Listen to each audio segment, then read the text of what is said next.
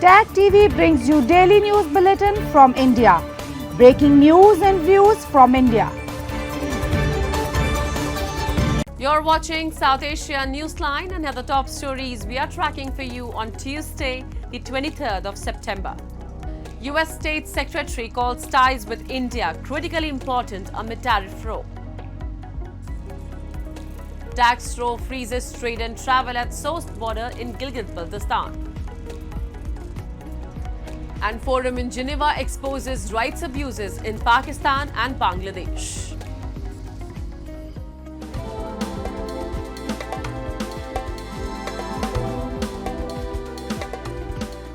And now for all the details. US Secretary of State Marco Rubio met Indian Minister of External Affairs S. Jaishankar on the sidelines of the UN General Assembly on Monday. Rubio called New Delhi's ties with Washington a relationship of critical importance and appreciated India's engagement on trade, defense and energy, according to a readout of the meeting provided by the State Department. In a post on X, Jaishankar said it was good to meet Rubio in New York, and their conversation covered a range of bilateral and international issues of current concern. Rubio said that he discussed with Jaishankar key areas of our bilateral relationship, including trade, energy, pharmaceuticals and critical minerals, and more to generate prosperity for India and the United States. The meeting was the first in-person talk between Rubio and Jaishankar amid tensions between the two countries over trade, tariff and India purchases of Russian energy. Jaishankar is slated to hold a series of bilateral meetings during the week on the sidelines of the UNGA session. He will deliver the national statement at the general debate on September 27th.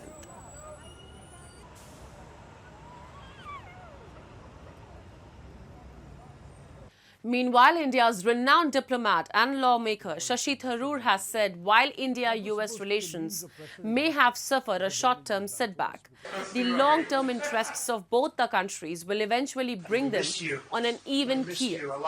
The former Minister of State for External Affairs, when asked if ties were at point of no return, underlined that beyond defense, the two countries share deep cooperation in areas like AI, IT and space. Tharoor further expressed confidence in cooperation across sectors will continue, with both New Delhi and Washington working at various levels of government, which doesn't seem to be stopping from either side. No, I would not say it's a point of no return, because I do believe that the longer term interests of both countries will eventually bring us back on even keel. It's certainly a very sharp setback in the short term. It is costing us, it is costing jobs in India, it's costing losses in India. And so for India, it is undoubtedly bad news this year. But look at the larger picture. The opposition Congress MP also rejected US President Donald Trump's repeated claims of brokering a ceasefire between India and Pakistan, stressing that India never required persuasion since Operation Sindoor had already achieved its objective of targeting terror infrastructure in Pakistan on the very first day. And protests at the sourced border in Gilgit-Baltistan have escalated, leaving traders and students stranded as the standoff over illegal taxes halts cross-border movement and fuels growing uncertainty for trade and travel. Protests at the sourced border point of the China-Pakistan Economic Corridor in Gilgit-Baltistan have continued as traders stage a sit-in demanding policy reforms against illegal federal taxes. The ongoing demonstration has completely halted cross-border movement. Among the affected are students bound for China, now stranded with their academic deadlines fast approaching. हम जो यहाँ 2 दिन से फंसे हुए हैं, हमारी जो यूनिवर्सिटी की डेडलाइन है वो भी बिल्कुल करीबी है और इस धरने की वजह से हम जो यहाँ पे हमें बहुत मुश्किलात का सामना है।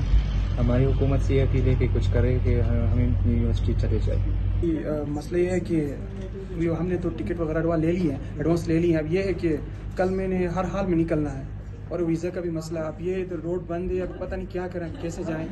इस मसले को हल करें और आने वाले स्टूडेंट के लिए भी मतलब ये मसला हल हो जाए तो ईजिली यहाँ से वो जा सकेंगे. Amid the ongoing protest, traders have also raised strong objections to what they call a biased portrayal of their sit-in. They accuse certain media outlets of labeling their peaceful demonstration as disruptive or unlawful.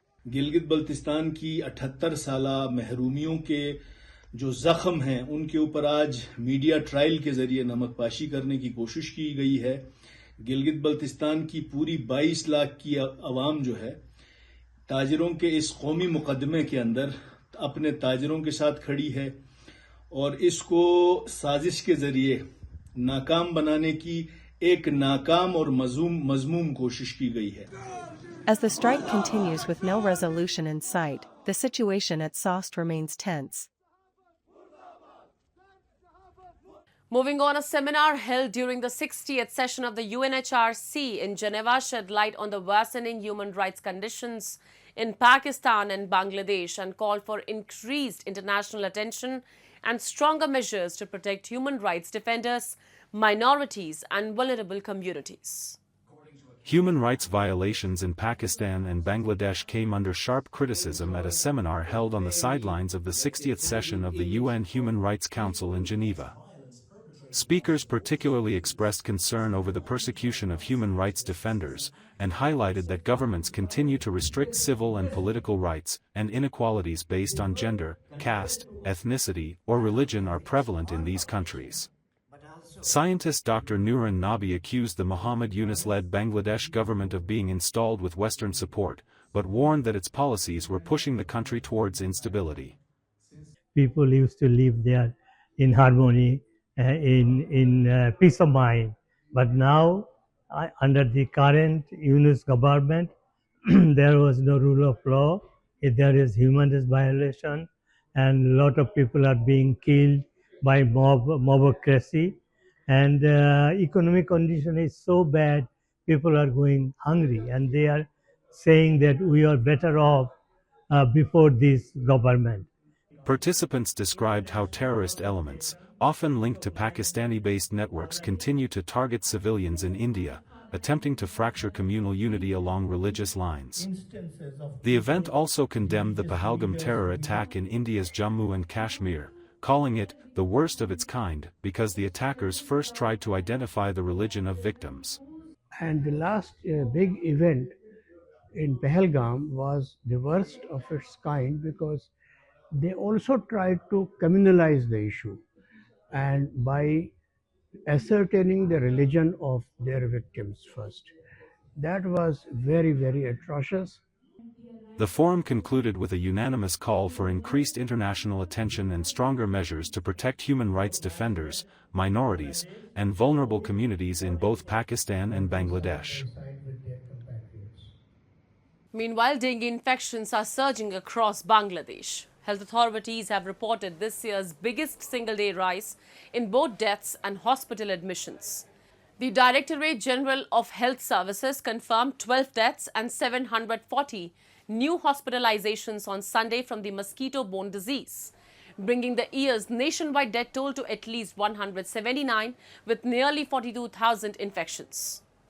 Children are the most affected, many arriving to the hospitals with high fever, rashes, and dehydration.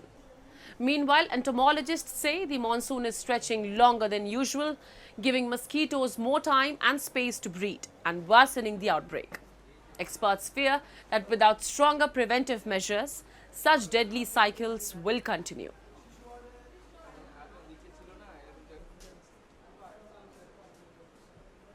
And Sri Lanka's consumer prices rose 1.5% in August compared with the same month last year, up from 0.7% in July, according to official data released on Monday. The increase was driven by food inflation, which rose to 2.9% in August from 2.2% in July, while non-food prices climbed 0.4% after a 0.6% drop in July. The country has recovered significantly since its severe dollar shortage 3 years ago, recording 5% economic growth in 2024. Inflation has also slowed over the past 2 years, enabling gradual cuts to interest rates. Analysts expect annual inflation to average about 2% this year, with the central bank's 5% target likely to be reached by mid-2026. President Anurag Kumara Dissanayake, who also serves as Finance Minister, will present the 2026 budget on November 7th, where record capital expenditure is expected to be outlined. The National Consumer Price Index, which captures broad retail inflation, is published monthly with a 3-week lag. That's all in tonight's edition. We will see you same time tomorrow. Good night.